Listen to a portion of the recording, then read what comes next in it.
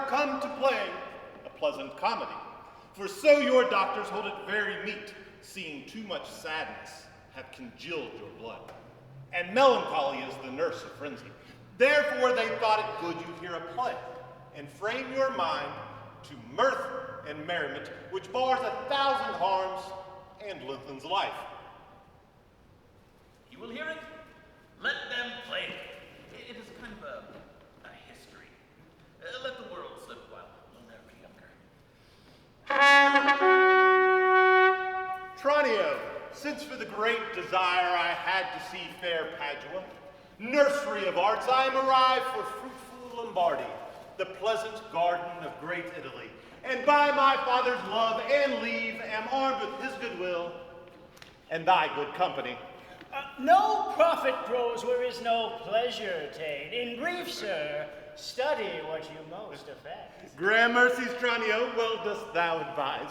Oh, but stay a while, what company is this? Master, some show to welcome us to town. Gentle sir, importune me no farther. For how I firmly am resolved, you know, that is, not to bestow my youngest daughter before I have a husband for the elder.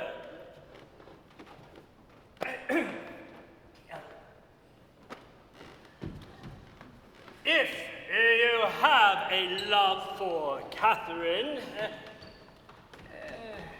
because I know you well and love you well, leave shall you have to court her at your pleasure. I pray you, sir, is it your will to make a stale of me amongst these mates?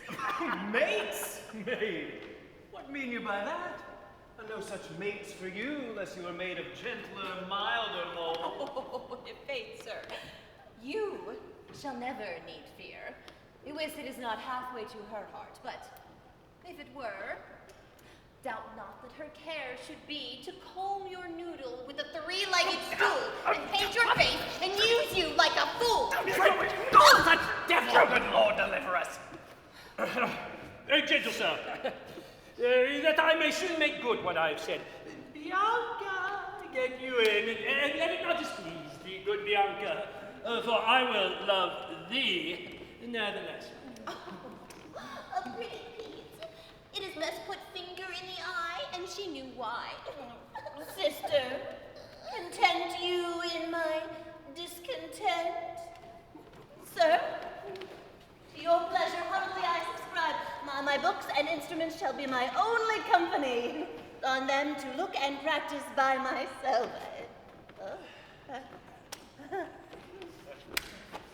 Signor Baptista, will you be so strange?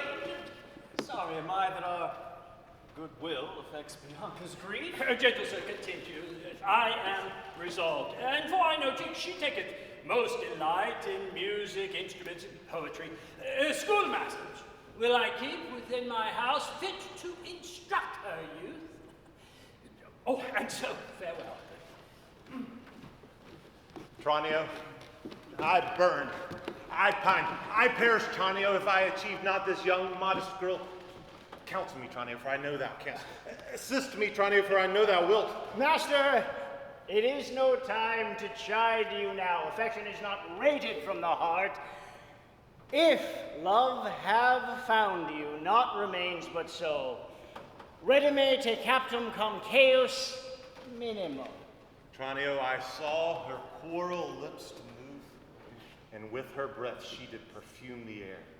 Sacred and sweet was all I saw in her. Nay then, 'tis time to stir him from his trance. I pray, awake, sir! If you love the maid, bend thoughts and wits to achieve her. Tranio, what a cruel father's he.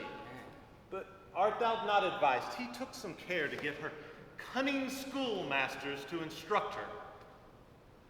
You will be schoolmaster and undertake the teaching of the maid. That's your device. It is? May it be done? My lord, you know, you do not mind to play? He does. A good man, surely. Comes there any more of it? It has just begun. It is a very excellent piece of work, which we're done.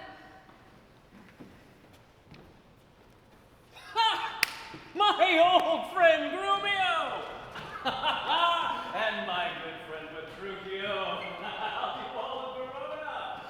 Tell me, sweet friend, what happy gale blows thee here to Padua from old Verona? Oh, such winds as blow younger men farther from their homes, where the small experience grows. And so it is with me. Antonio, my father, is deceased. And so I have thrust myself into this maze to wive and thrive as best I may. Coins I have in my pocket and goods I have at home, and thus am come abroad to see the world. Then, Petruchio, shall I then come roundly to thee and wish thee to a shrewd, ill-favored wife? Thou thank me but a little for my counsel, and yet I'll promise thee she shall be rich and very rich. But thou art too much a friend to me. I'll not wish thee to her. Betwixt such friends as we, Hortensio, few words suffice. Thus, if thou knowest of one rich enough to be Petruchio's wife, I come to wive it wealthily in Padua. If wealthily, then happily in Padua. Petruchio, since we are stepped thus far in, I'll continue that I broached in jest.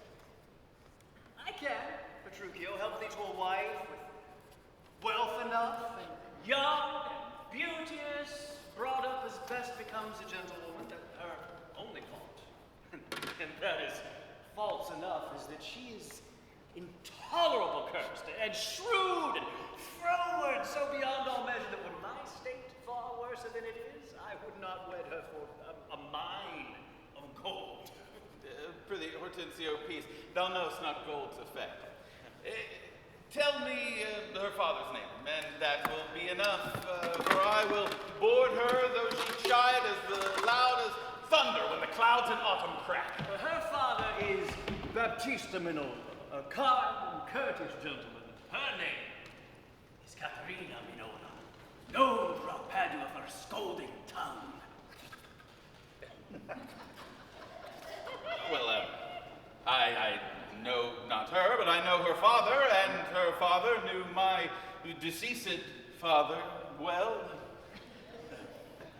I will not sleep until I see her.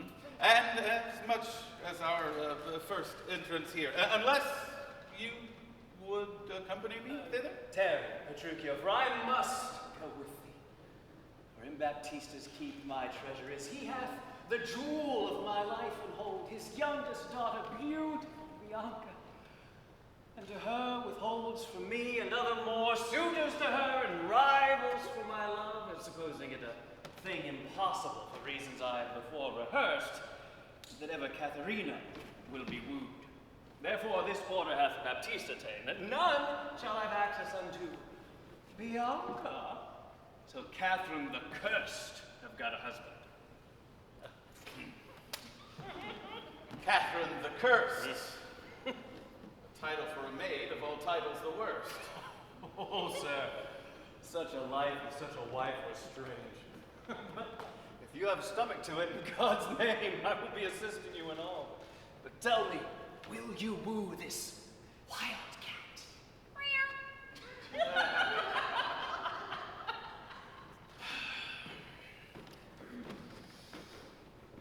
Will I live?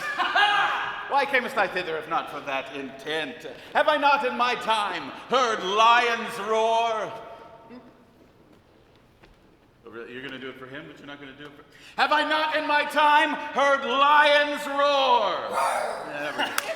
Have I not heard the sea puffed up with wind rage like an angry boar chafed with sweat? Have I not heard ordnance on the field and heaven's artillery thunder in the sky? Have I not, in pitched battle, heard neighing steeds, loud alarums, and trumpets clang?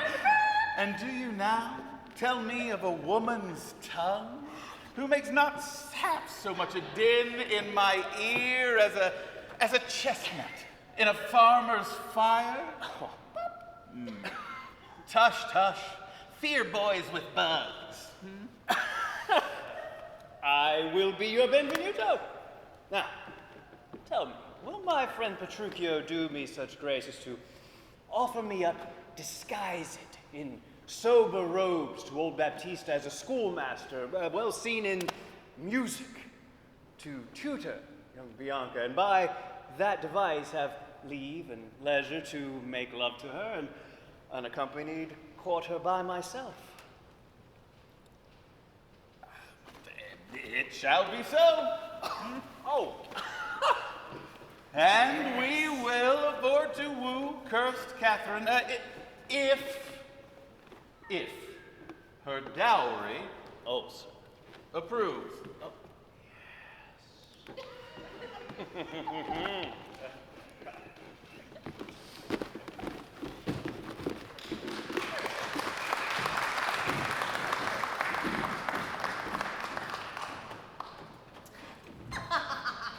Oh, good sister, wrong me not, nor wrong yourself, to make a bondmaid and a slave of me.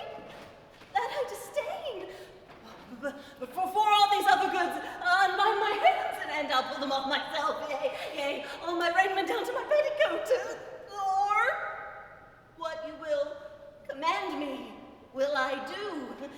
So well I know my duty to my elders.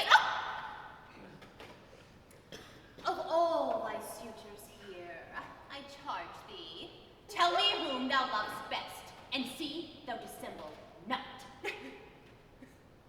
Believe me, sister, of all the middle life, I've never yet beheld that special face which I could fancy more than any other.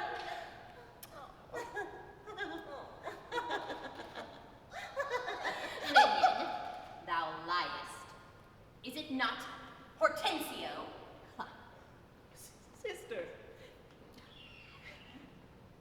if you fancy him, here I swear I will plead for you myself, but you shall have him.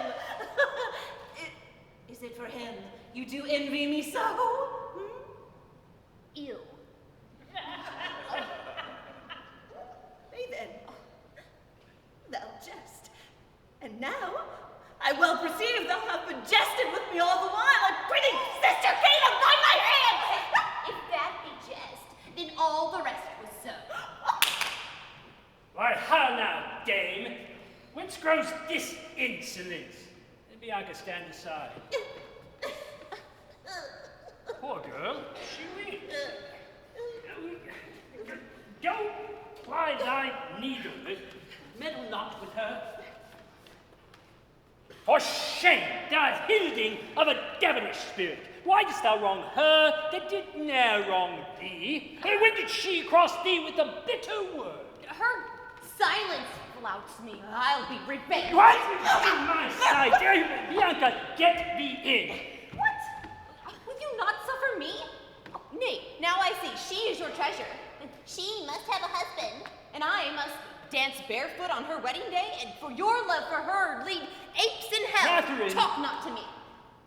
I will go and sit and weep till I can find some occasion of revenge.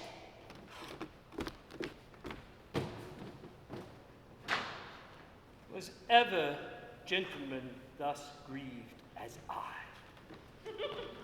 But who comes here? Good morrow, neighbor Baptista. Good morrow, sir. God save you, gentlemen. And you, sir?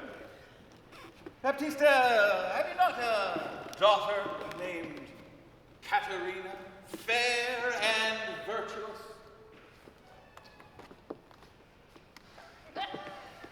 I have a daughter, sir, called Caterina. I am a gentleman of Verona, sir, and hearing of her beauty and her wit, her affability, her wondrous qualities, am made to make myself a forward guest in your house, to make mine eyes the witness to that which mine ears have so oft have heard. And as an entertainment to my entrance, I offer you a man of mine, cunning in music and the mathematics, and to instruct her in those sciences of which I know that she knows not of, and therefore take of him, or else you do me wrong. His name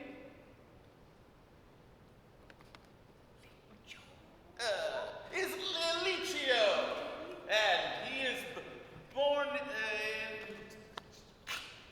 Mantua. Licio from Mantua. Well, you're welcome, sir, and he for your good sake. But for my daughter Catherine, this I know, she is not for your turn, the more my grief.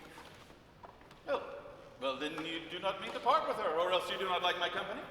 No, mistake me not. I speak it as I find it. Whence are you, sir? What may I call your name? Petruchio is my name. Antonio's son. A man known throughout all of Italy. I knew him well. You're welcome for his sake. Neighbor!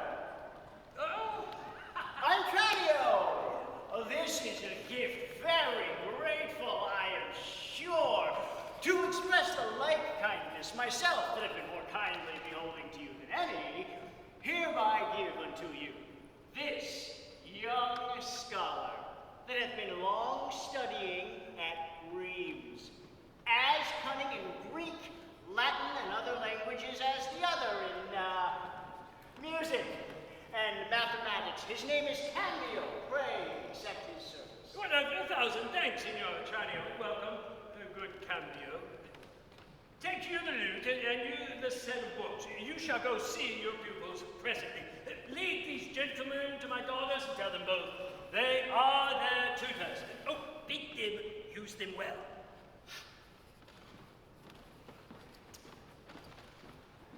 A good neighbor, Baptiste, my business asketh haste, and I cannot every day come to woo.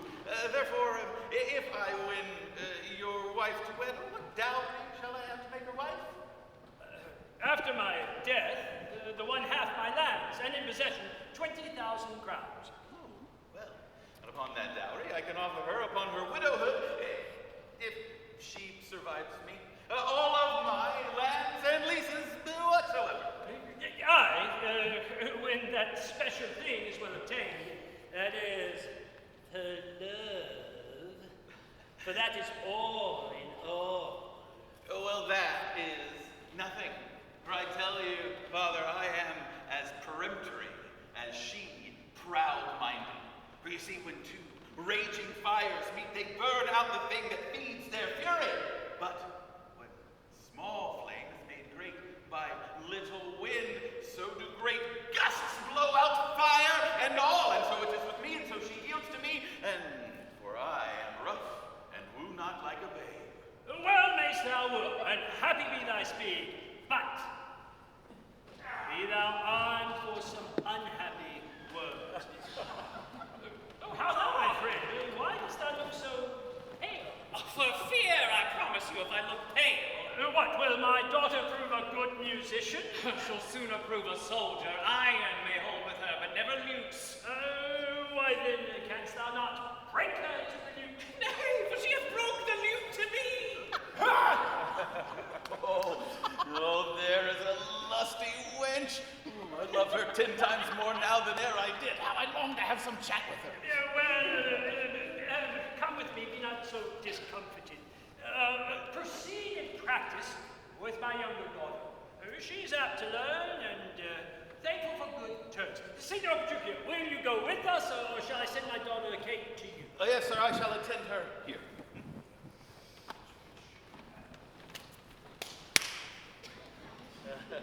And attempt to woo her with some spirit. There she comes. Say that she rails. Well, then I will say that she sings as sweetly as a nightingale. Say that she frowns. I will say that she looks like a morning rose, fresh with dew. Say she be silent, mute, and say not a word. Well, then I will commend her volubility, and say that she speaks with piercing eloquence. Say that she bid me pack. Well, well, I will thank her as if she bid me stay with her for a week. And if she deny to wed, then I will crave the day that I will ask the banns and then be married. Oh, here she comes. And now, Petruchio, speak.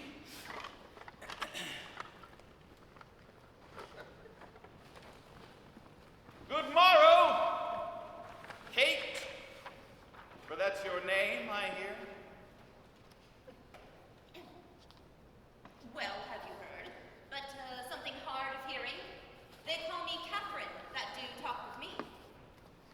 Well, then thou liest, for thou art called Plain Kate, and Bonny Kate, and sometimes Kate the Cursed. But Plain Kate and Kate the prettiest Kate in all of Christendom.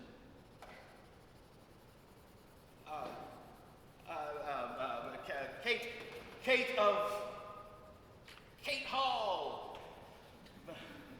My super dainty Kate. For dainties are all Kates, and therefore, Kate, take this of me, Kate of my consolation. Hearing thy mildness praised in every town, thy virtue spoke of, thy beauty sounded, though not so deeply as to thee deserves. I myself am moved to woo thee for my wife.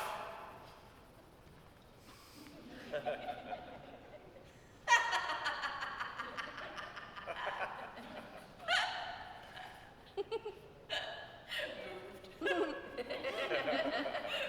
in good time. Let him that moved you hither remove you hence. I knew you at the first. You were movable. Why, what's a movable? A joint stool. Oh, well, thou hast did it. Come, sit on me. Asses are made to bear, and so are you. Oh, well, women are made to bear, and so are you. No such jade as you, if me you mean. Well, I shall not be a burden to you, but knowing you to be but young and light. Too light for such a swain as you to catch, and yet as heavy as my weight should be. Should buzz. Well said, and like a buzzard. Oh, whoa, slow-winged turtle. Shall a buzzard take thee? Play for a turtle as he takes a buzzard. Come, wasp, i' faith, you are too angry. If I be waspish, best beware my sting. Well, then my remedy then is to pluck it out. Aye, if the fool could find where it lies. Well, who knows not? Who knows not where a wasp does keep his sting? In his tail. In his tongue. Whose tongue? Yours, if you talk of tails. So farewell. What with my tongue in your tail? Come. I am a gentleman. Well, that I'll try. Why, swear, I'll cuff if you strike again. Ooh, so you may lose your arms. If you strike me, you are no gentleman, and if no gentleman, why then, no arms. Well, a herald, Kate. Well, then put me in thy books. What is your crest? A coxcomb. A combless cock, if Kate should be my hen. No cock of mine. You crow too like a craven. Come, sweet Kate, you must not look so sour. It is my fashion when I see a crab. Well, there is no crab, therefore look not sour. There is. Well, then show it me then. Had I a glass, I would. You mean my face. Oh, well aimed of such a young one. Now, by St. George, I am too young for you. Oh, yet you are withered. 'Tis with cares. Oh. I care not. Nay, now you scape not so. Take you if I tarry. Let me go. No, not a whit, for I find you to be passing gentle. 'Twas told to me that you were rough and coy and sullen. And now I find that report to be a very liar, for I find you to be pleasant, gamesome, and passing gentle, but slow in speech, oh, but sweet as a springtime flower. No, you must not. Thy lip as angry wenches do. Oh, frown, look askance. Nor have the pleasure to be crossed in talk, but instead with mildness entertainest thy wooers with gentle conference, soft and affable. Oh, why does the world say that Kate doth limp? Oh, slanderous world, for Kate is as slender and straight as the hazel twig, and as brown in hue and as sweet, as the hazelnuts. Come, let me see thee walk.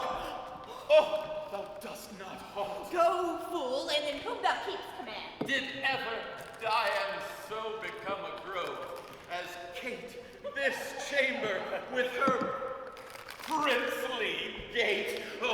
Then let her be Dian, and let her be Kate, and let Kate be chaste, and Dian sportful. Wait, where did you learn all this goodly speech? It is extempore of my mother wit. A witty mother, witless else her son. Am I not wise? Yes, keep you warm. And by that, sweet Catherine, I mean in thy bed.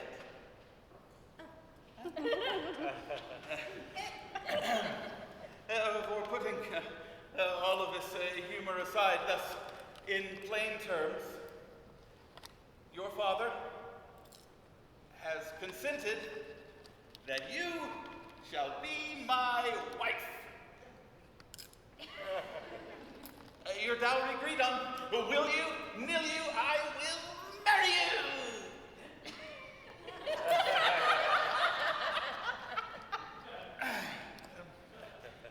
Now, sweet Kate, I am a husband for your turn, and by this light wherein I see thy beauty, beauty that does make me like thee well, you must marry no man but me. For I am he that am born to tame you, Kate, and bring you from a wild Kate to a Kate conformable as other household Kates. Here comes your father, here comes your father. Never make denial, for I must, and will have Catherine for my wife. Now, Signor Petruchio, how speed you with my daughter? How but well, sir? How but well? 'Tis impossible it can speed amiss. And how now, daughter Catherine, in your dumps? Call you me daughter? Oh no, I promise you have shown a tender, fatherly regard to wish me wed to one half lunatic, a madcap ruffian, a swearing jack who thinks with oaths to face the matter out. 'Tis thus, Father. Yourself and those of you that have talked of her have talked amiss of her. Or she be cursed. It is policy. She is not froward, but she is modest as the dove. She is not hot, but as temperate as the morn. And to conclude, we have got on so well together that we will be married a Sunday. I'll see thee hanged on Sunday first. Hot, Petruchio! She says she'll see thee hanged first. Is this your speeding? Nay, then, good night, our part. Patience, gentlemen, patience. I choose her for myself. If she and I be pleased, what is that to you? For I tell you, being here together alone, have decided that she will still be cursed in company. It is amazing how much she loves me. She threw her arm about my neck and kiss on kiss and swore oath on oath, and in a twink, I tell you, she won me to her love. I tell you, the things that can happen when two people are alone, even a me-shop wretch can tame the curse to Shrew. And so, take my hand, sweet Catherine, and I will to Venice to buy apparel against the wedding day. For I tell you, I will make sure that my Catherine shall be fine. I know not what to say. But give me your hands. God send you joy, Petruchio. 'Tis a match. Amen, say we. We will be witnesses. Father, gentlemen, wife, I will to Venice. Sunday comes apace. We will have rings and things and fine array and kiss me, Kate, for we will be married a Sunday.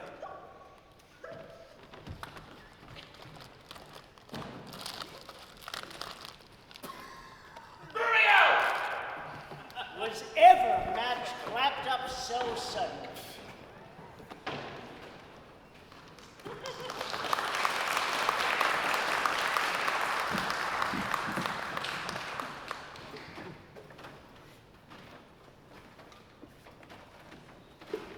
Fiddler, forbear, you grow too forward, sir. Oh, wrangling bed. Know you not the cause why musicals are dead? She is the patroness of heavenly harmony. And when in music we have spent an hour, your lecture shall have leisure for as much. Preposterous ass, who never read so far to know the cause why music was ordained. Was it not to refresh the mind of man after his studies or his usual pain? Gentlemen, you do me double wrong to strive for that which resteth in my choice. I'm no breaching scholar in the schools. I'll not be tied to hours nor appointed times, but learn my lessons as I please myself. And here to cut off all strife sit we down. Take you your instrument and play the while. His lecture will be done ere you've tuned. You will leave his lecture when I am in tune? That will be never. Tune your instrument. Where left we last? Here, madam. Hicabat simoes. Hic est Sigea telus. Hic steterat priami regia celsus anis. Constable. Hicabat, as I told you before. Simoes, I am Lucentio. Hic est, son into Vincentio of Pisa. Sigea telus, skies thus to get your love. Hic steterat, and this liccio that comes a tuning.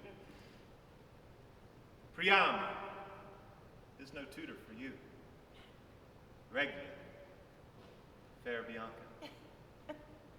Celsus anis, and we must beguile the old pantaloon. Madam, my instrument is in tune. Oh, let's hear.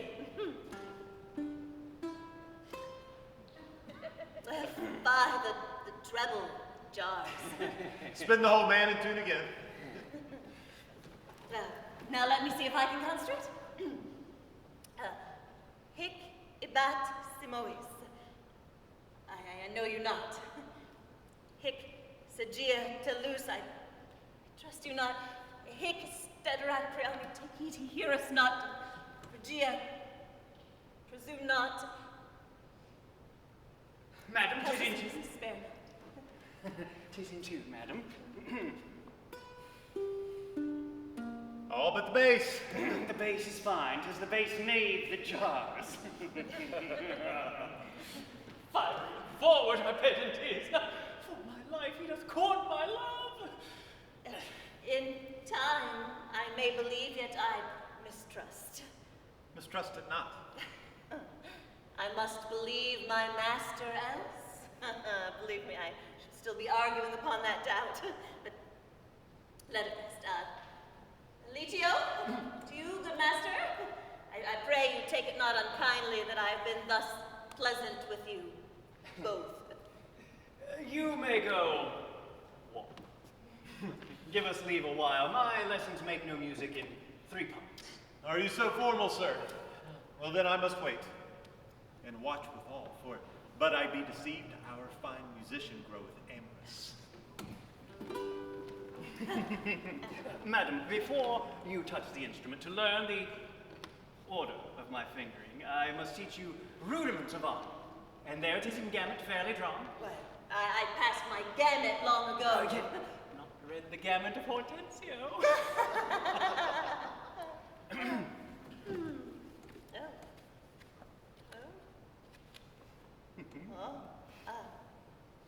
And re to plead Hortensio's passion. B, me, Bianca, take him for thy lord. See, so, call you this gamut. I like it not. Old fashions please me best. I'm not so nice to take new rules for odd inventions. Mistress, your father prays you leave your books and come to help dress your sister's chamber up. You know, tomorrow is the wedding day. Farewell, sweet masters. Both. I must be gone.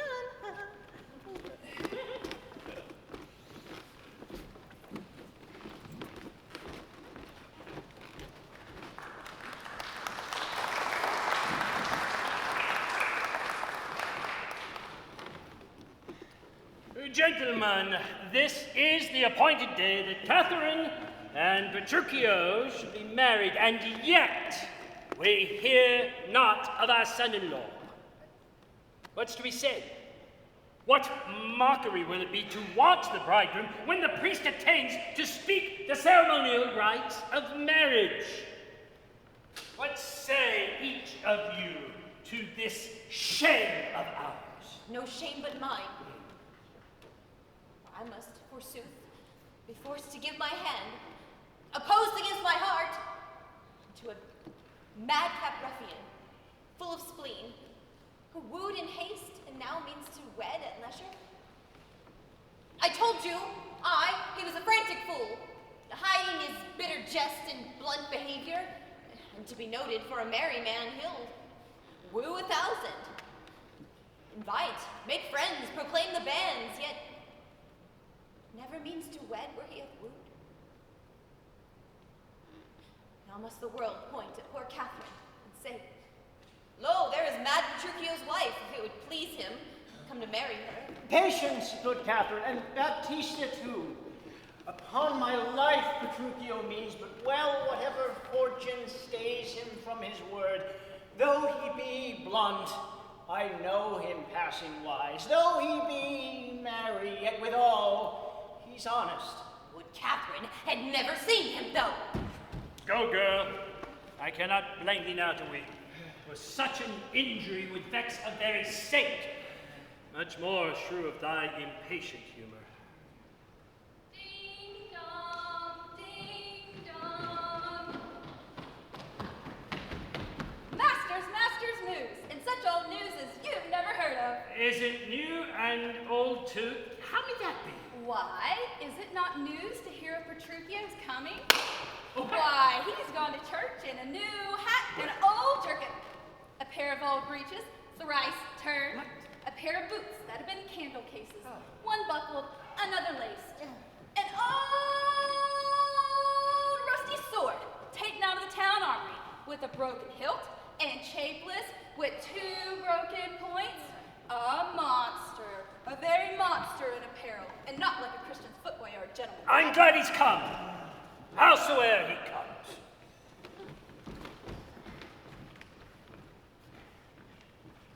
"'Tis some odd humor pricks him to this fashion, yet oftentimes he goes but mean apparelled.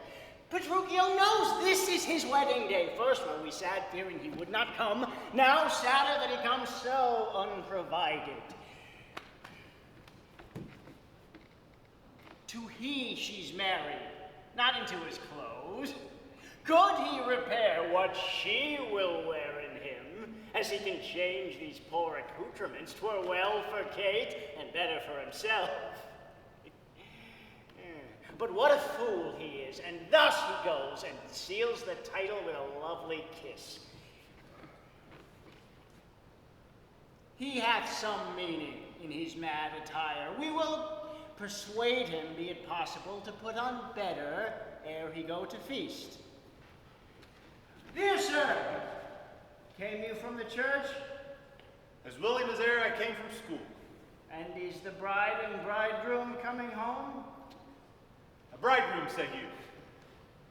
'Tis a groom indeed, a grumbling groom. That the girl shall find.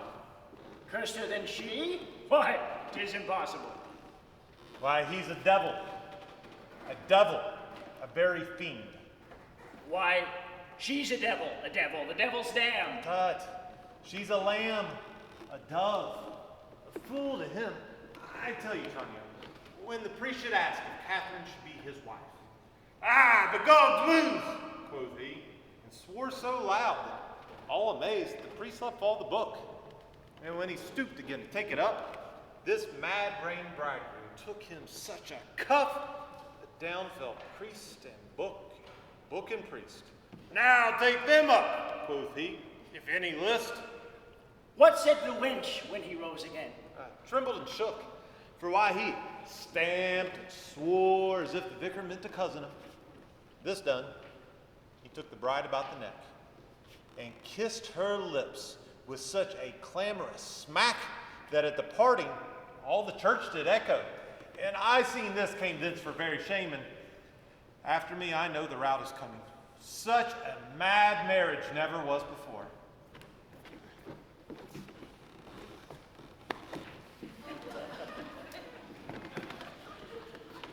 Gentlemen, friends, I know you think to dine with me today and have created a great store of wedding cheer, but I am afraid that my business asketh haste, and therefore I must take my leave. Is it possible you will away tonight?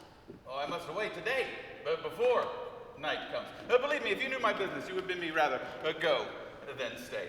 But thank you all that have attended here today to see me give myself away to this most patient, beautiful, and stunning bride.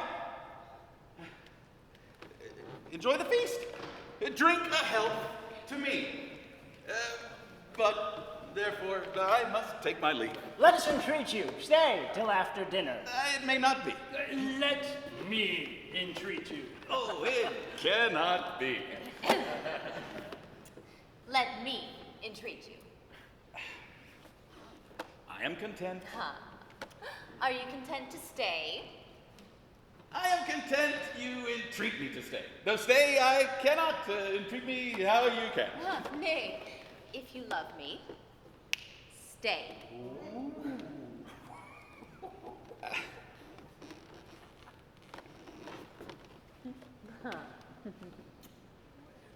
Grumio, my horse. Aye, sir. They be ready. The oats have eaten the horses. Nay then! Do what thou canst. I will not go today.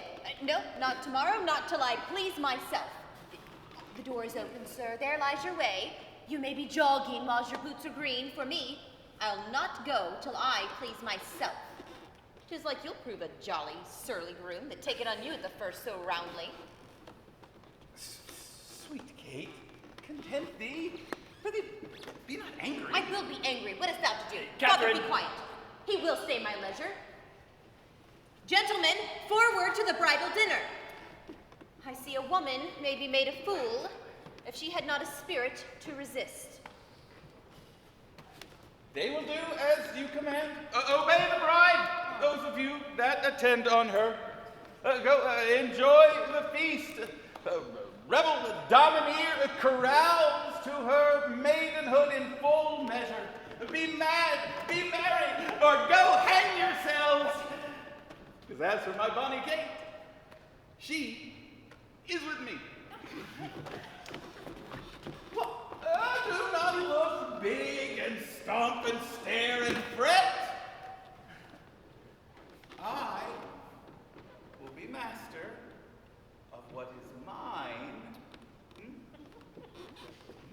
She is my goods, my chattels, my house, my household goods, my field, my barn, my ox, my ass. My anything.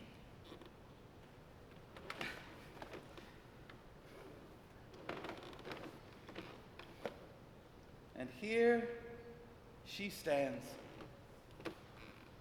Touch her, anyone that darest. For I tell you, I will send up action against anyone that stands in our way in Padua. Grumio, draw thy weapons. We are beset by thieves. Protect thy mistress, if thou art a man. Fear not, my darling, I'll let no one touch thee. I will buckler thee against 1,000,000.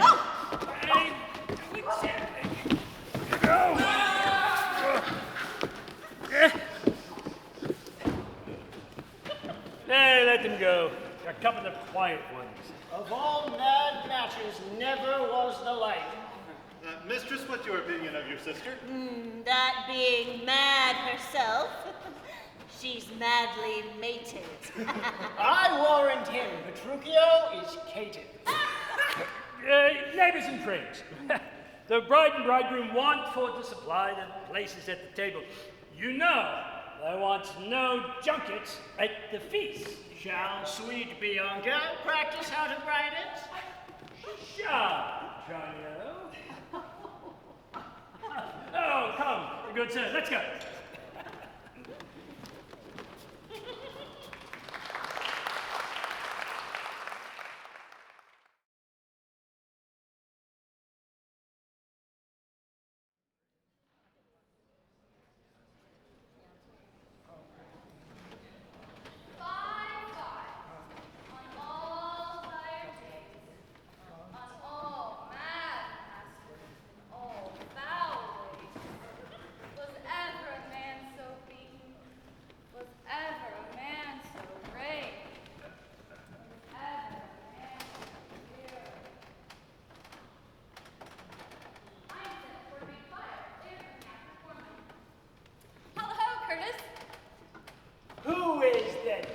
So cold. A piece of ice. If thou doubt it, thou mayest slide from my shoulder to my heel with no greater run but my head and my neck.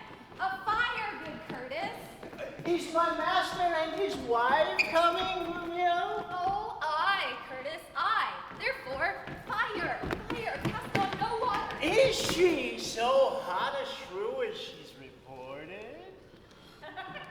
She was, good Curtis, before this frost, but where's the cook? Is supper ready? The house trimmed, the rushes strewed, the cobwebs swept, the carpets laid, and everything in order? All ready, and therefore I pray thee news. First, know my horse is tired, my master and mistress fallen out. How? Out of their saddles and into the dirt. And thereby hangs a tale. We came down a foul hill, my master riding behind my mistress. Both of one horse? What's that to thee? Why, a horse. Tell thou the tale. But hadst thou not crossed me, thou shouldst have heard how her horse fell, and she under her horse. Thou shouldst have heard in how miry a place, how she was bemoiled, how he left her with her horse upon her, how he how she waded through the dirt to pluck him off of me, how he swore, how she prayed that never prayed before, how I cried, how the horses ran away, how her bridle was burst, how I lost my crupper with many things of worthy memory which now shall die in oblivion.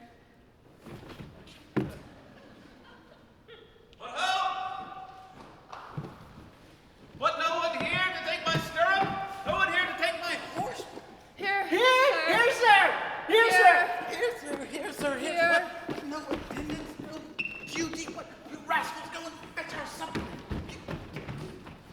Come, sweet Kate. Huh? Come and welcome.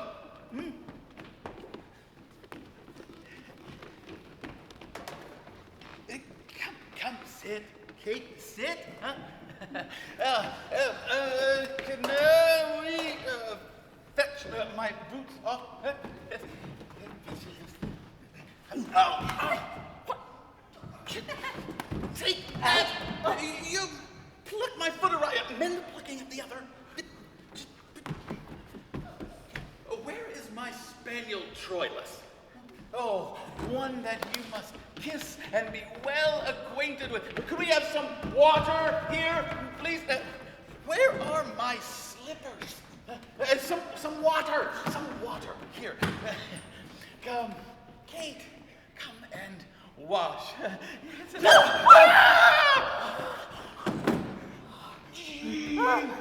Beetle-headed knave! Will you let it fall? Patience, I pray. 'Twas a fault unwilling. You, flap-eared, beetle-headed horse and knave! Come, sweet Kate, sit. Eat. I know you have a stomach.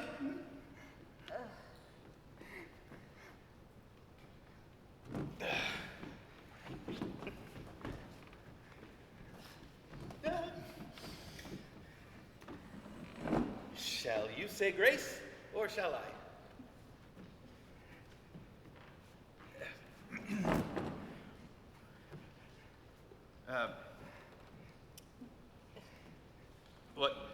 What is this?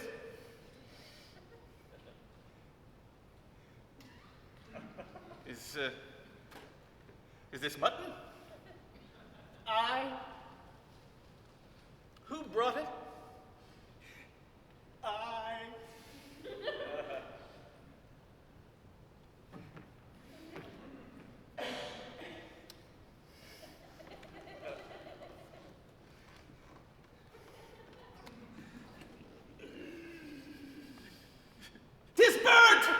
Tis burnt, and so is all the meat. Oh, why would you bring this to me that loved it not? Where is that rascal cook who would put this in the drawer and bring it down to me? Here, take it. Take it, and all, and the suit, and all. Take all of it. I pray you, husband, be not so disquiet. The meat was well, if you were so contented. I tell you, sweet Kate, it was burned, and I am express forbid to eat it, for it can engender cholera, and implanteth anger. And I tell you, it is better for us to fast instead of partake in this over-roasted flesh.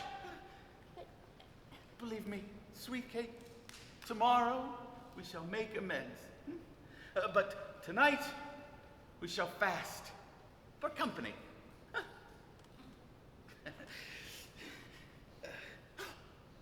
Come, I shall take you to your bridal chamber.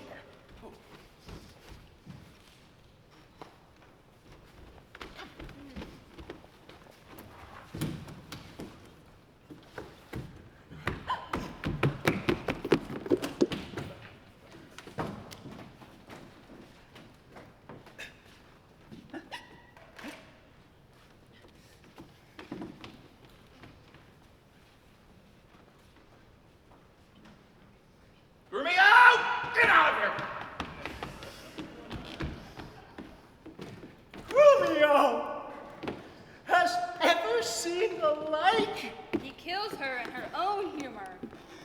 Where is he? In her chamber, making a sermon a continency to her, and rails, and swears, and rates that she, poor soul, knows not which way to stand, to look, to speak, and sits as one new risen of a dream. Oh, away, away, for he is coming hither.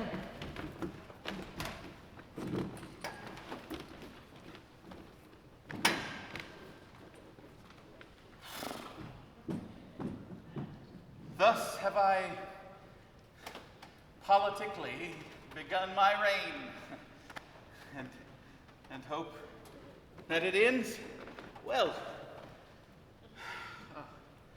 My falcon now is sharp and passing empty.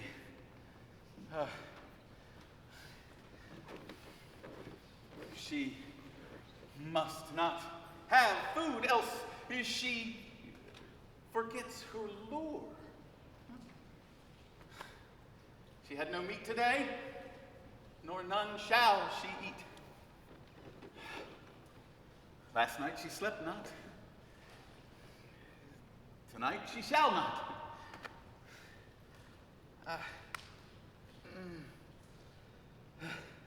As with the food, I will make some false accusation against the making of the bed, and she will thus stay awake, and in conclusion, she shall watch all night. Thus, I say, it is my intent that all of this is done in reverend care of her. She shall watch all night, and if she but nod, I will rail and clamor and keep us both awake. And this is how to kill a wife with kindness,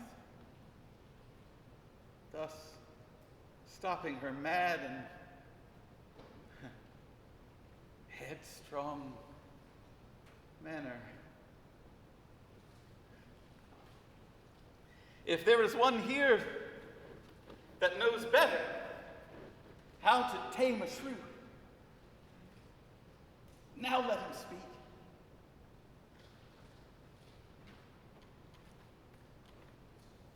'Tis charity to shew. Is possible, friend Licio, that Mistress Bianca doth fancy any other but this young tutor? Sir, to satisfy you in what I have said, stand by and mark the manner of his teaching. Mistress, profit you in what you read. What, master? Read you? First resolve me that.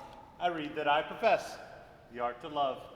And may you prove, sir, master of your art.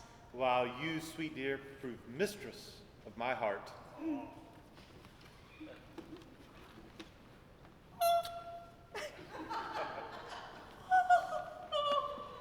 Oh, despiteful love, unconstant womankind! See how they kiss and court. Oh, Signor Tranio.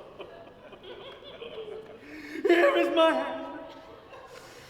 Here do I firmly vow never to woo her more, but do forswear her all the former favors I fondly flattered her withal. Now, for my part, that I may surely keep mine oath, I shall be married to a wealthy widow ere 3 days pass, who have as long loved me as I have loved this proud, disdainful, haggard. Kindness in women, not beauteous looks, shall win my love, and so I take my leave.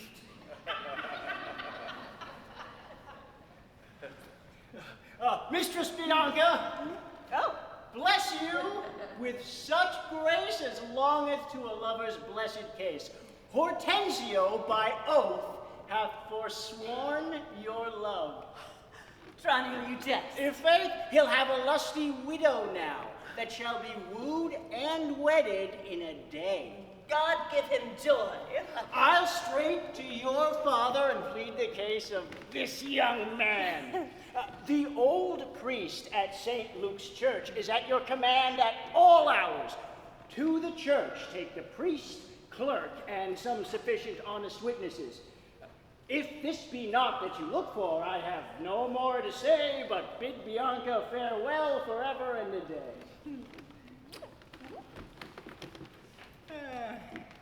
I knew a wench married in an afternoon as she went to the garden for parsley to stuff a rabbit, and so may you, sir. And so, adieu.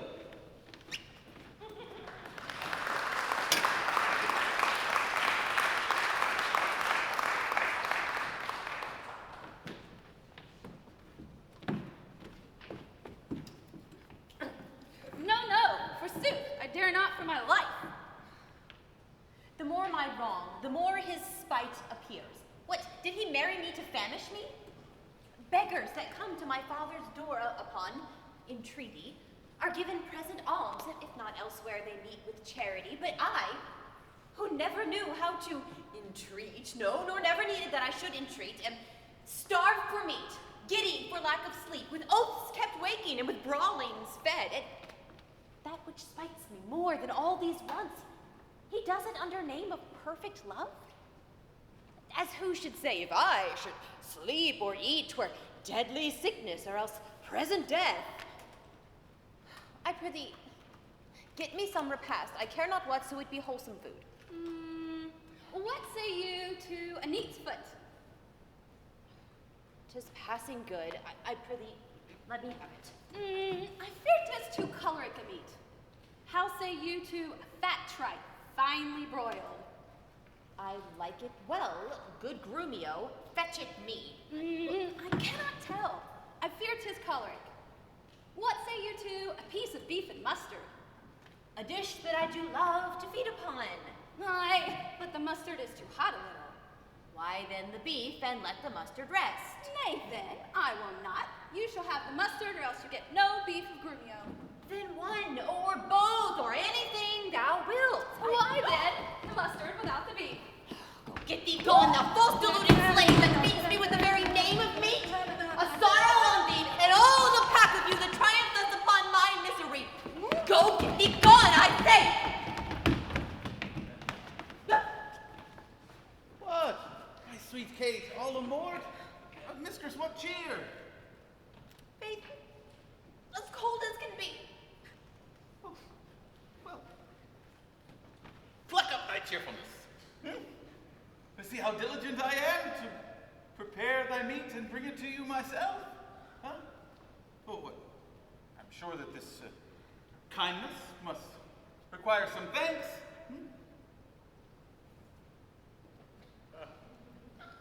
Oh. Well, not a word. Therefore, I have no proof. Then you do not like the meat, I shall take away the dish. I pray you let it stand.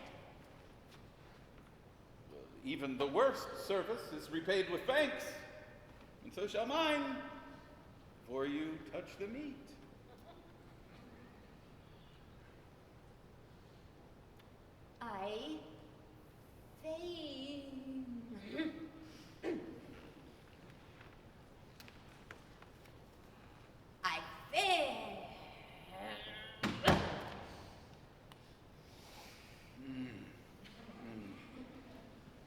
I thank thee, sir.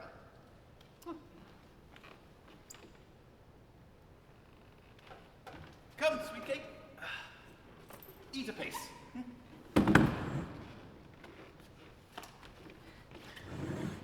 Oh, and now we shall to your father's house and revel and make some best of it. Oh, we will have satin gowns and hats and fine array and cups and canes and fine array and beads and scarves and all sorts of knavery and amber bracelets and all sorts of knavery.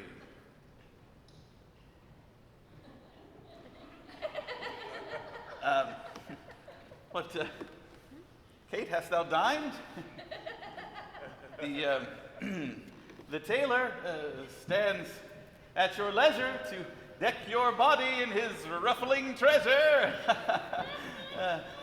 Come, tailor, come. Lay forth thy gown, let us see it. What have you to say, sir? Here is the cap, your worship, did bespeak. Oh. Wow, that cap was made for a porringer. Oh, it is fie, it is lewd, filthy. It is like a toy, like a baby's cap. No, it's like no, I shall none of it. Sir, I wish for you to make one bigger. Huh? I'll have no bigger. This does fit the time. And gentle women wear such caps as these. Well, and you shall have one too when you are gentle, but not until then. Sir, I pray I may have leave to speak, and speak I will. I am no child, no babe. Your betters have endured me, say my mind, and if you cannot, best stop your ears. My tongue will tell the anger of my heart, or else my heart concealing it will break, and rather than it shall, I will be free, even to the uttermost, as I please. In words,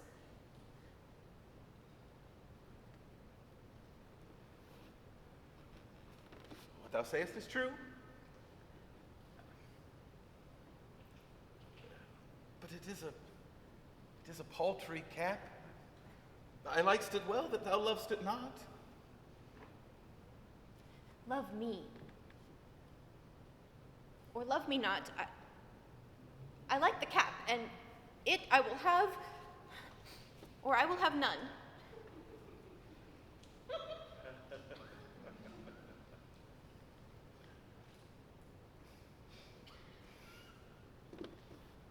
And the gown? Come, Taylor, let us see it. Oh, mercy God.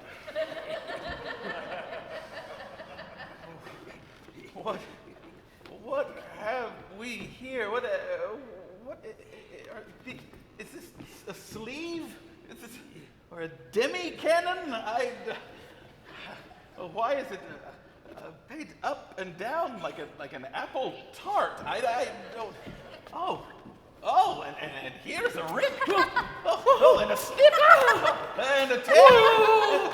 Taylor, what the devil is this? You bid me make it orderly and well after the fashion and the time. Oh, that I did, but I did not bid you mar it to the time. Come, I will have none of it. You, make your best of it.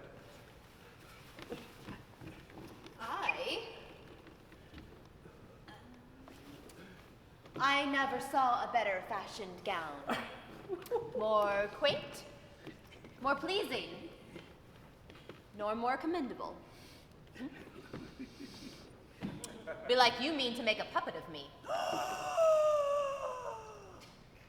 'Tis true. He means to make a puppet of thee. She says your worship means to make a puppet of her.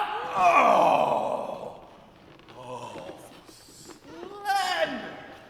Thou thimble, thou thread, thou remnant! I tell you, that thou hast marred that gown! Your worship is deceived. The gown is made just as my master had direction. Grumio gave order how it should be done. I gave him no order. I gave him the stuff. But how did you desire it should be made? Marry, sir, with needle and thread. But did you not request to have it cut? I bid thy master cut out the gown, but I did not bid him cut it to pieces. Ergo, thou liest. Why, here's the note of the fashion to testify. The note lies in his throat, if he say I said so. A loose-bodied gown with a small compass. Cape. I confess the cake. With the trunk sleeve. I confess 2 sleeves. The sleeves curiously cut. There's the villainy. Error the bill, sir. Error the bill. I commanded the sleeve should be cut out and sewed up again. Take thou the bill, give me thy meter yard, and spare not me. Thus, in plain terms and in short, the gown is not for me. Gurmil, make sure the tailor gets paid. And now take it away, tailor, and speak no more of it. Tailor, I'll pay thee for thy gown tomorrow. Take no unkindness of his hasty words. Away, I say. You need a master. Oh. And so, sweet Kate, we will to your fathers, even in these mean and poor habiliments. Our purses are proud, our pockets are poor, but it is the mind which is the body's strength. And if I embarrass you, lay it on me.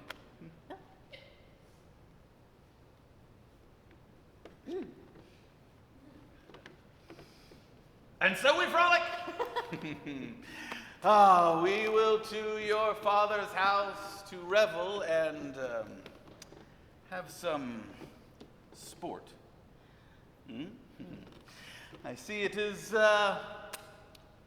almost 7 o'clock. It should be supper time ere we arrive. I dare assure you, sir, 'tis almost 2, and 'twill be supper time ere you go there. Okay. It will be 7 o'clock ere I go to horse. Think not what I say, or do, or think to do. It is, I will not go today, but ere I go, it will be whate'er o'clock I say it is.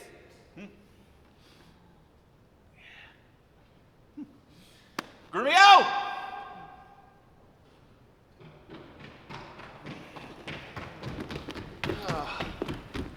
Oh, goodness, how bright and shining is the moon. The moon? The sun? It is not moonlight now. I say it is the moon that shines so bright. I say it is the sun that shines so bright. By my mother's son, and that's me. It is the moon, or a star, or whatever I say it is else. On the way to your father's will be crossed and crossed, never more crossed. Say as he says, or we shall never go. Forward, I pray, since we have come so far. And be it moon, or sun, or what you will, and if you please to call it a rush candle, henceforth, I vow it shall be so for me. I say it is the moon. I know it is the moon. Then thou liest, for it is the blessed sun that shines so bright. Then God be blessed is the blessed sun. But sun it is not when you say it is not. And the moon changes even as your mind. What you will have it named, even that it is. So it shall be for Catherine. Master Petruchio, go thy ways, the field is won. And so we are, for the suit is on. Oh, what comes here? Hello, fair maiden! How are you today? Oh, sweet Catherine, have you ever seen such a war of red and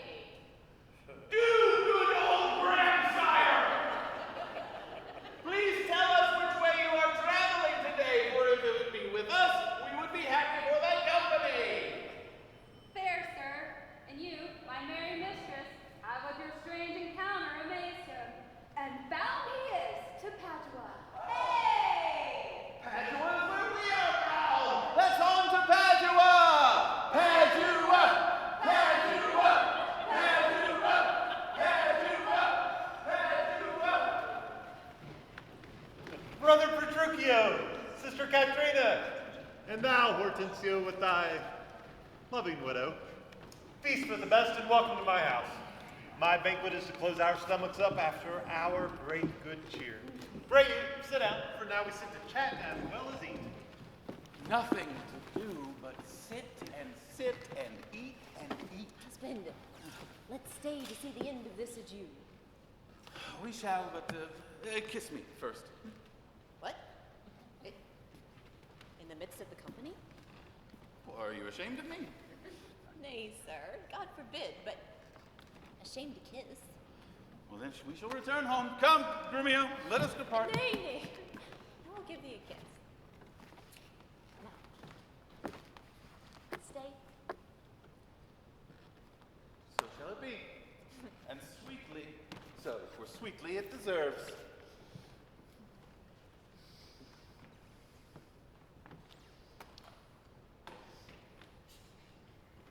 Padua affords this kindness, son Petruchio. Padua affords nothing but what is kind. I wish for both our sakes that word were true. Oh, by mine eye, I see Hortensio fears his widow. Never trust me if I be feared.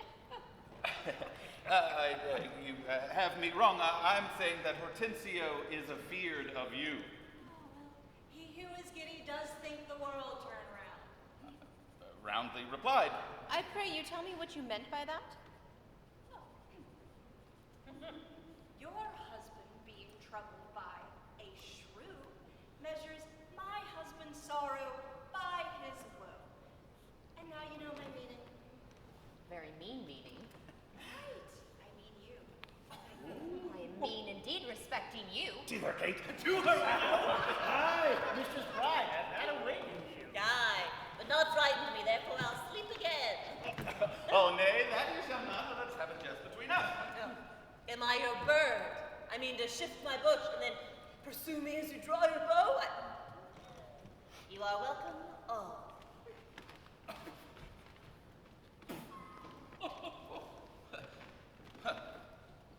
She has thwarted me. A health, drink a health to all those that have shot and missed. Huh? 'Tis well, sir, that you hunted for yourself. 'Tis not your deer does hold you at a bay. Petruchio, Tranio hits you now. Confess, has he not hit you here? Oh, he does. I admit he has galled me some, but where his blow did glance off me, methinks it did strike you two outright. Now, son Petruchio, in a good sadness, I think thou hast the veriest shrew of all. Well, I say nay. And to prove it, let us each one of us send to his wife, and whichever wife comes when first is called shall win a wager that we will set forth. Content? What is the wager? 20 crowns.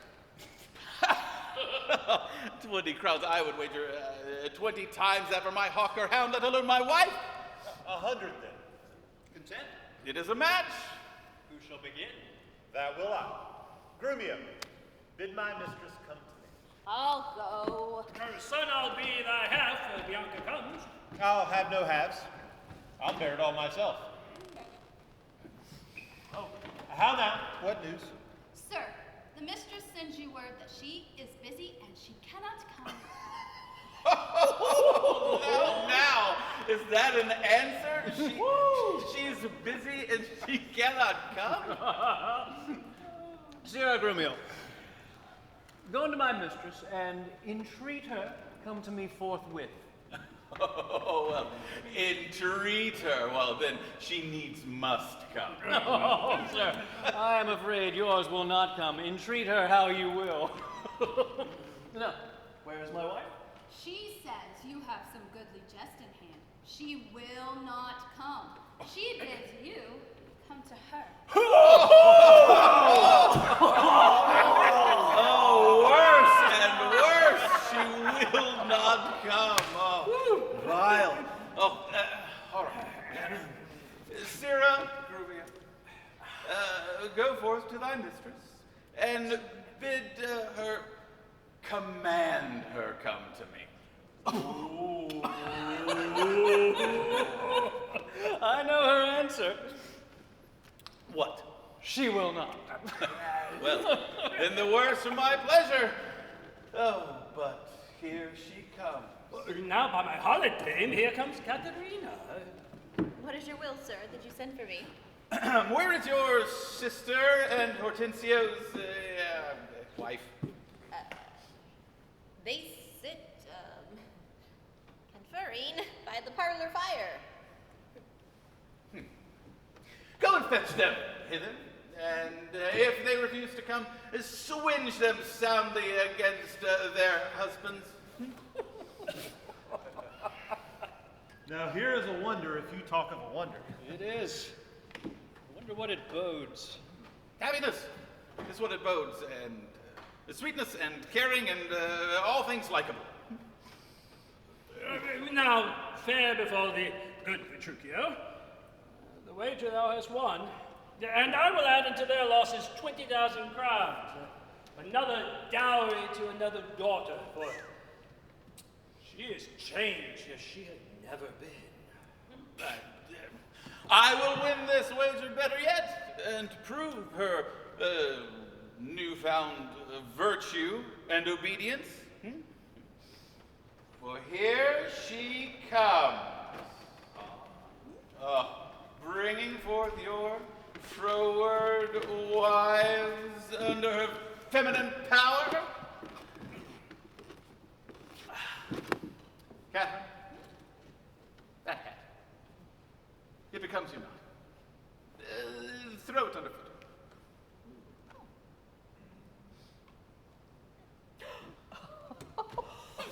Lord, now let me have such cause to sigh till I be brought to such silly pass. Fie! What a foolish duty call you this? I would your duty were as foolish too. The wisdom of your duty, fair Bianca, hath cost me 100 crowns since supper time. Oh, the more fool you for laying on my duty. Now, Catherine, tell these froward wives what duties they owe their husbands. Oh, come, you're mocking. We will have no telling. Oh, I say she shall, and first begin with her. She shall not.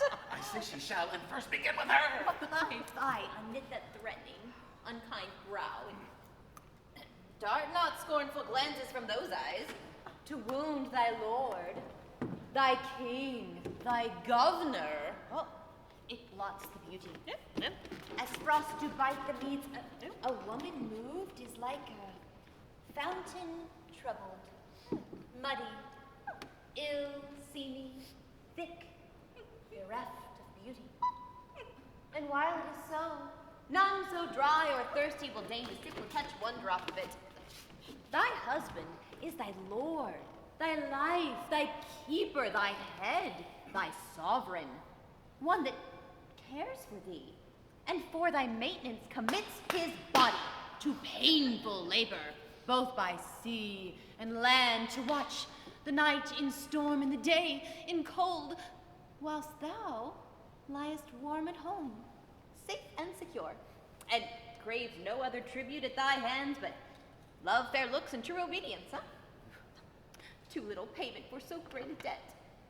For such duty as a subject oweth a prince, so a woman oweth her husband.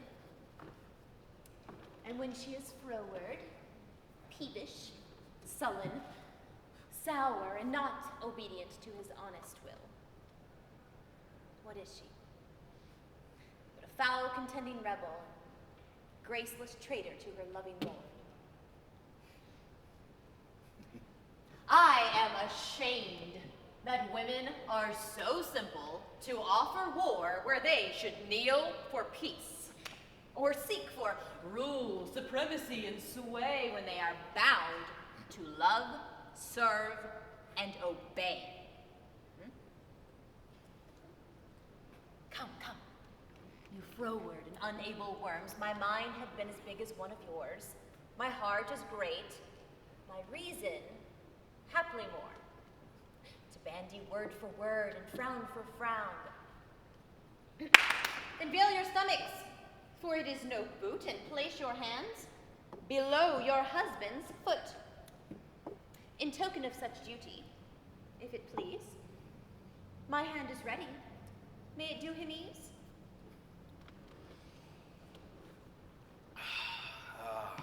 There's a winch. Come on and kiss me, Kate. Go thy ways, O lad, for thou shalt have. It is a good hearing when children are taught. But harsh hearing when women are froward. Come, Kate, we'll to bed. We three are married, but you two are sped. 'Twas we that won the wager, but you hit the white. And as we are the winners, God give thee good night. Go thy way. Thou hast tamed a cursed shrew. 'Tis a wonder, by your leave, she will be tamed so.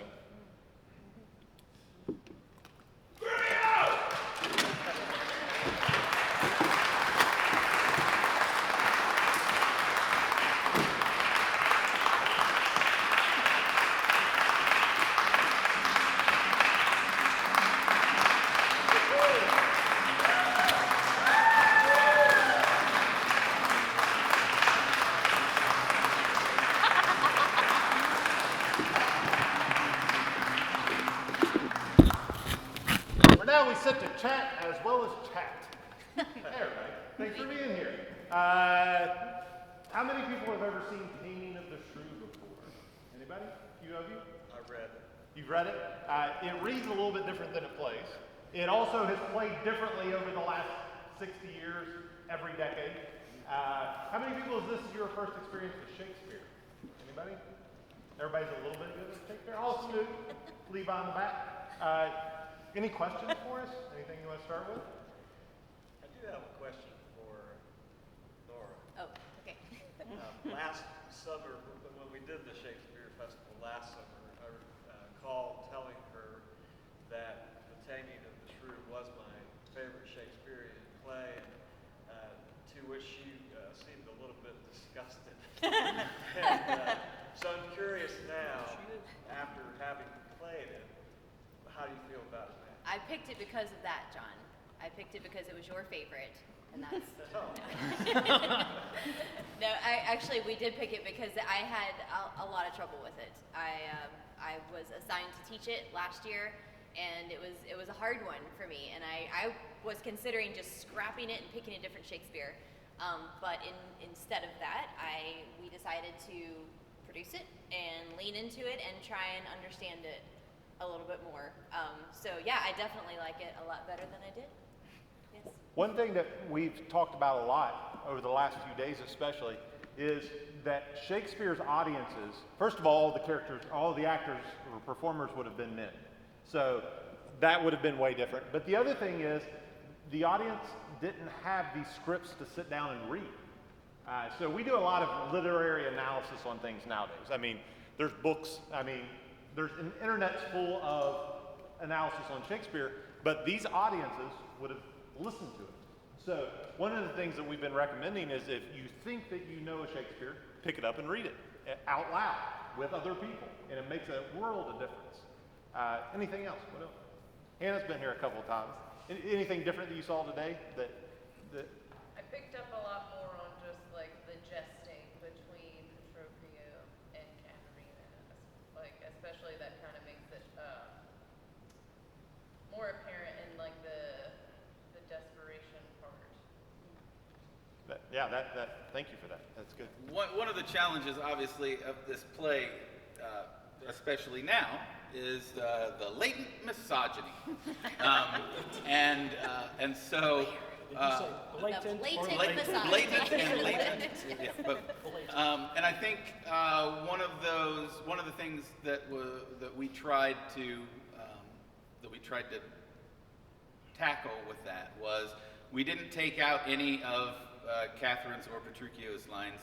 When we were cutting everything, when Stephen was putting the cut together, we made sure specifically that that relationship stayed as much intact as it could be. Yeah, the thing that we cut was there's a whole subplot where Tranio dresses up like Lucentio, and his father comes to town, and for the story we were telling, we didn't need all of that. Right. It's a bunch of Shakespeare subplot that doesn't matter. Similar to the idea of the Shakespeare starts out this play framing it with the Christopher Sly business. These guys find Christopher Sly drunk in a bar, and they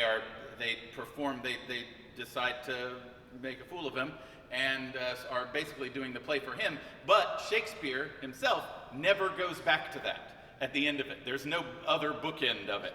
It's just, he starts out that, and they never talk about it again, which is strange. And so the idea that we had was if we are telling the story to Christopher Sly in particular as an audience analog, and we can say, hey, you know, that's why it was important for me for the speech to be to him, to be like, if this is how we're doing things, and if this is wrong, tell me this is wrong. Admit that this is wrong about how we treat people, and then maybe we can move forward from there. We also like the idea that I think for us the only way the play really worked is if Kate and Petruchio are in it together. At some point they figure out that like when they first see each other they fall in love immediately. Then they don't know how to deal with that, and so they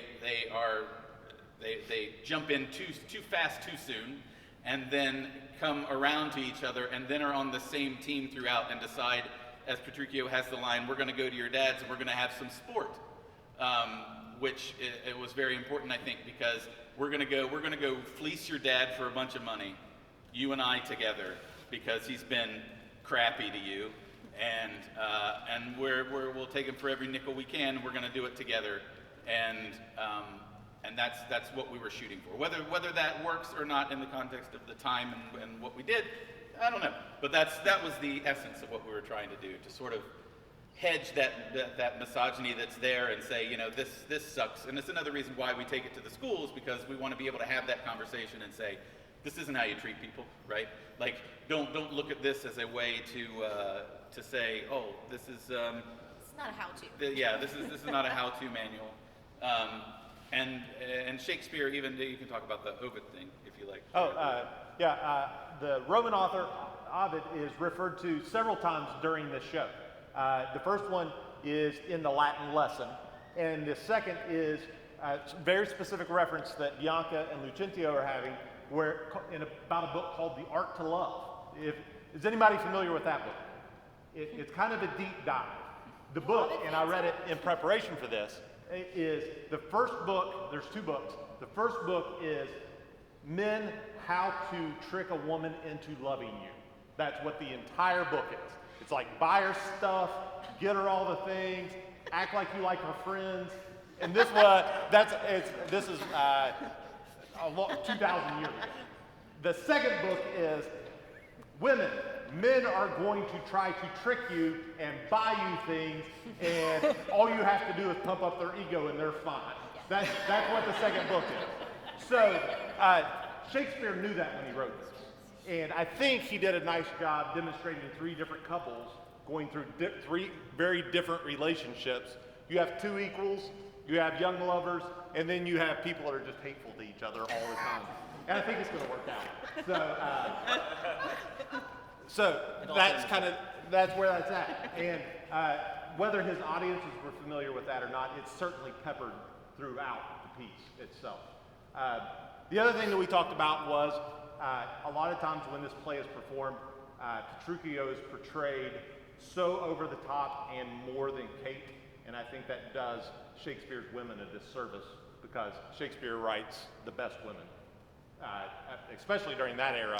Yeah, I mean, the play is definitely misogynistic on the page, but in all of the other Shakespeares, he, especially for a writer for his time, he was wonderful to women. He wrote very strong, very capable, especially very smart women. And Kate, really, even taking it beyond just the surface, Kate is a very smart character, and so it doesn't really make sense that she would just suddenly be brainwashed or suddenly not have opinions. I think in keeping all of Kate's lines and all of Petruchio's lines, the biggest hurdle was making that relationship that to still play as equals. Yes? Have you noticed, or has any of this reminded you of Everybody Loves Raymond? No, I didn't actually think about that. I like that reference very much. Mike and Jen are Frank and Marie. Oh, that's funny. Petruchio and Catherine are Ray and Deborah, and you two, the last couple, are Amy and Rob. That plays. That's so yeah, funny. I see that. I've never thought about that. Doesn't that prove the fact that there are no new plots that Shakespeare? For sure. Right. Yeah, the biggest thing for us, and I think that we tried to lean into, was that they were in fact equals in their wits and in their, all of that, but also equal in their needing to be tamed, and their needing each other. And so that was how we attempted to grapple with that. Because one thing we never wanted to do is, the play was written when it was written, and people thought the way they thought when it was written, and we didn't want to change anything other than actor intent. We didn't change any lines to make anything work in our favor, and that's why we kept all the lines the same as they were. We wanted to see what we could do with the text as was written, and I think sometimes it works and sometimes it doesn't, but it's a struggle. As we are going to take this to schools this fall, if you want this to come to your school, there's contact information in the back of the program. And I'll say that, and I'll offer the final question to any students we may have in the room. Is there any questions you guys may have?